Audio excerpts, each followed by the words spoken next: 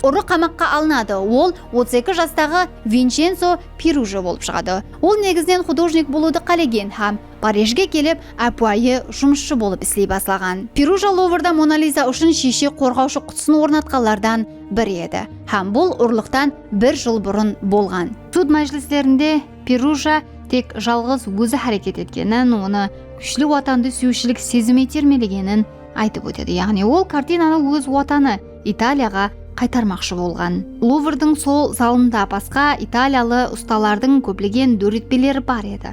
Бірақ Мона Лиза өзінің кіші өлшемдері себеплі ұрлық құрбаны болған. Бірақ соған қарамастан оған 7 айлық қамақ жазасы үкім етіледі. Бірақ суд жұмағына шекем, ол қамақта бұнан көбірек уақыт өткергені себеплі оны босатып жібереді. Қызығы сонда ол бір қанша уақыттан соң және Францияға көшіп өтеді һәм өмірінің қалған бөлігін сол жерде өткереді.